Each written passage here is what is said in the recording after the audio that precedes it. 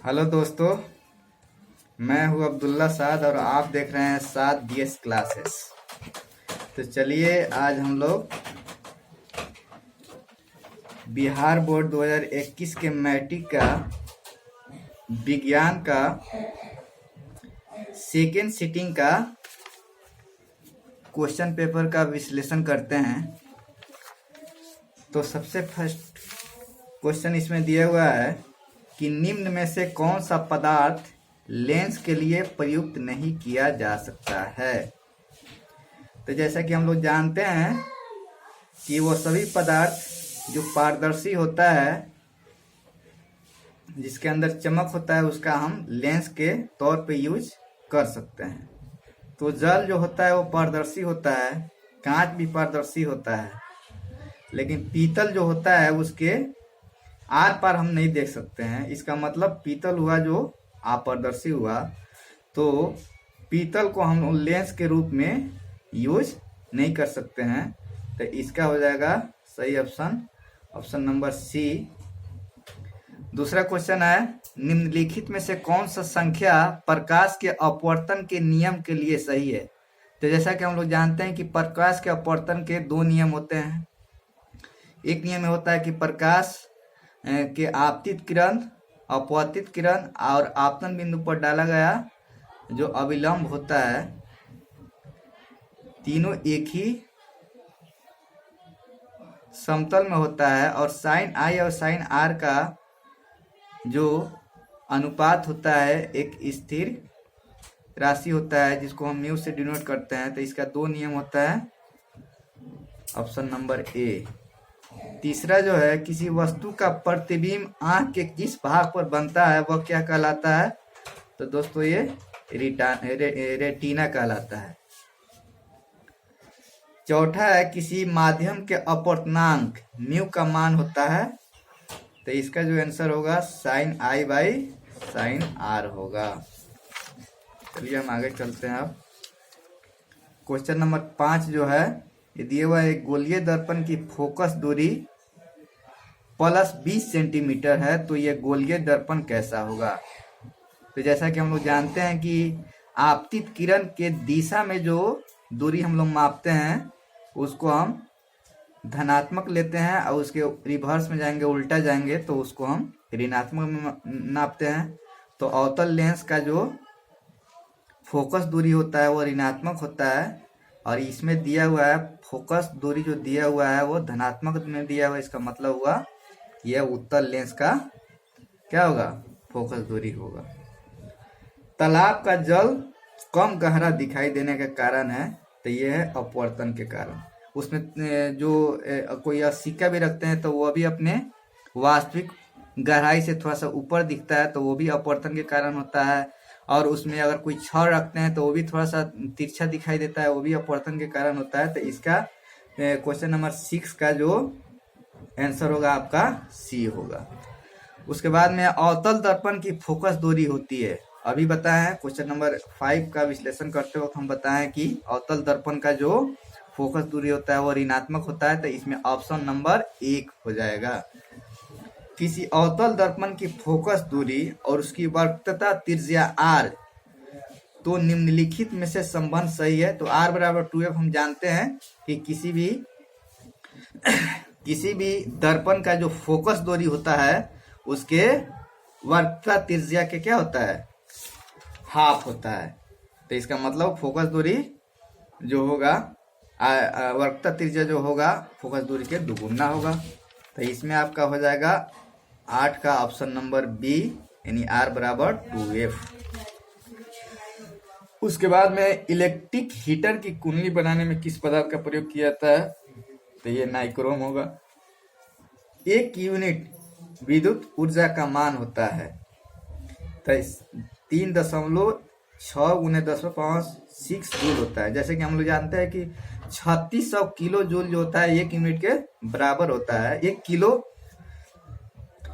वाट के बराबर होता है। तो इसका मतलब यहाँ पे है किलो वाट को जब हटाते हैं तो हम जानते हैं कि 1000 से क्या करना होता है, गुना करना पड़ता है। इसलिए यहाँ पे 3.6 × 10⁻⁶ जूल होगा सही आंसर, यानी ऑप्शन नंबर डी होगा। किलोवाट प्रति घंटा इकाई है। तो ये जानते हैं कि ऊर्जा कार्य करने की क्षमता को हम क्या कहते हैं, ऊर्जा कहते हैं। तो यहाँ पे किलोवाट प्रति घंटा इसका इकाई हो जाएगा, यानी क्वेश्चन नंबर 11 के ए हो जाएगा। उसके बाद में विद्युत फ्यूज, विद्युत धारा किस सिद्धांत पर कार्य करता है, तो ऊष्मीय सिद्धांत पर कार्य करता है। फ्यूज का मतलब यही कार्य होता है कि जैसे ही मतलब सर्किट में विद्युत धारा का जब मान बढ़ जाता है, आवश्यकता से अधिक बढ़ जाता है, तो वो क्या होकर के गर्म होकर के गल जाता है और उसका जो कनेक्शन होता है वो क्या होता है, ब्रेक हो जाता है। इस वजह से यहाँ पे जो क्वेश्चन नंबर 12 में जो फ्यूज ऊष्मीय सिद्धांत पर काम करता है, तो इसका ऑप्शन नंबर ए हो जाएगा। उसके बाद में चलते हैं क्वेश्चन नंबर 13 पर। तो वोल्ट मीटर को विद्युत परिपथ में किस क्रम में जोड़ा जाता है, तो ये समानांतर क्रम में जोड़ा जाता है। ऑप्शन नंबर बी हो जाएगा। विद्युत परिपथ में दो बिंदुओं के बीच विभवांतर मापने के लिए प्रयुक्त होता है, तो ये भी क्या होता है, वोल्ट मीटर होता है। यानी ऑप्शन नंबर बी हो जाएगा।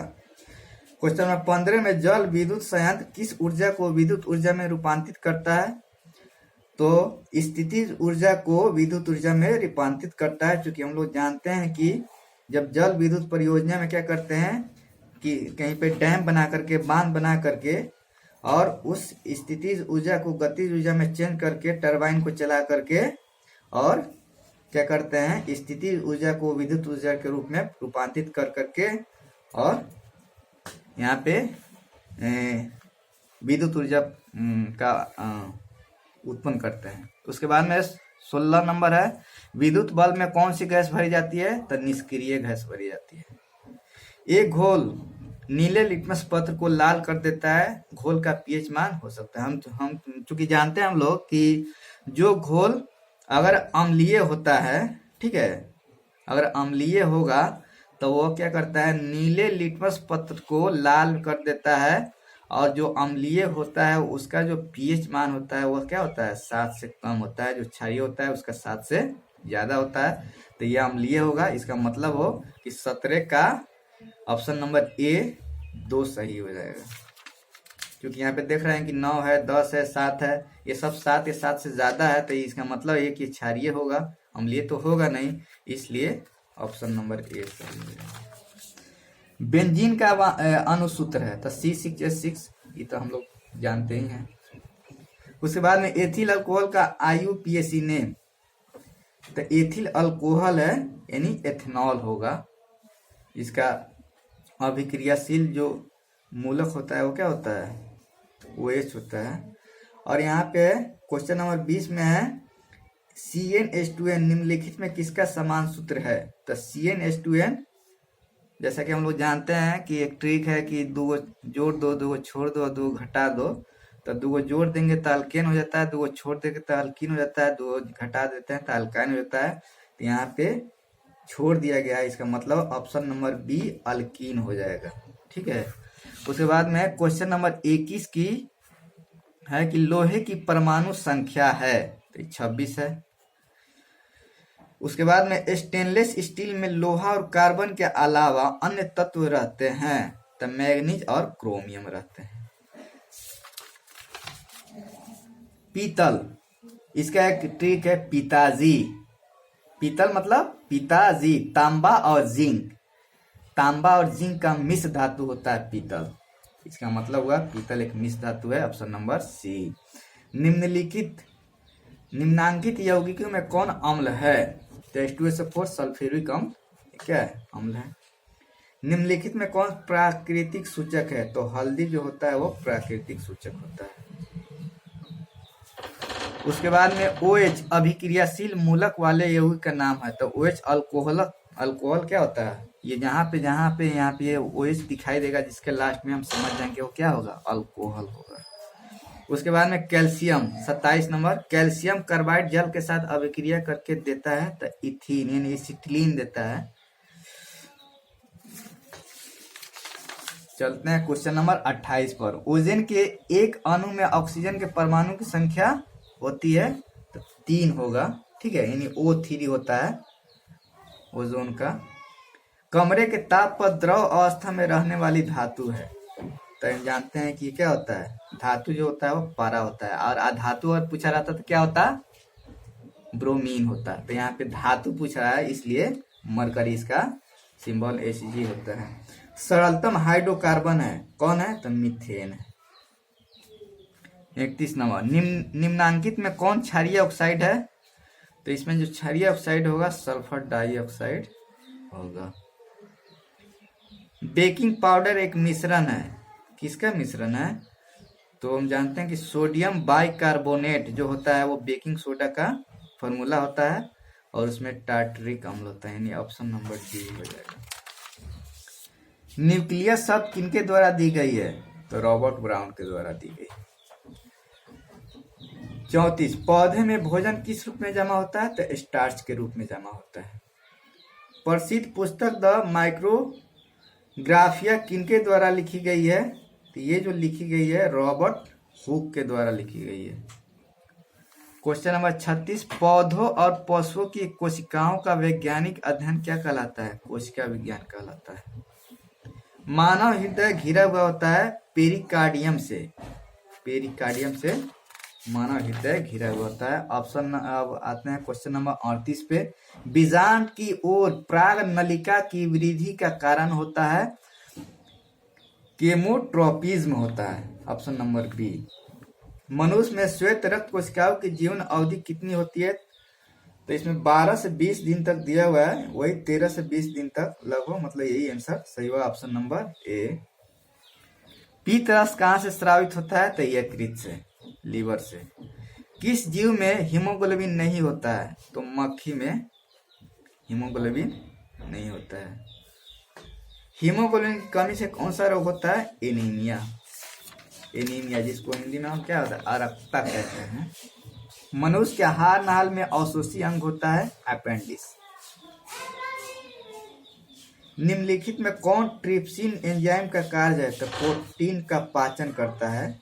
ये ट्रिप्सिन एक ऐसा एंजाइम है जो प्रोटीन का पाचन करता है। क्वेश्चन नंबर 45, मुख गुहा में आहार का कौन सा भाग का पाचन होता है, तो कार्बोहाइड्रेट का होता है। जो पाचन क्रिया होता है मुख से ही स्टार्ट होता है और जा करके छोटी आंत तक पूरा वो कंप्लीट होता है। तो इसका जो होगा तुम्हारा ऑप्शन नंबर बी, कार्बोहाइड्रेट होगा।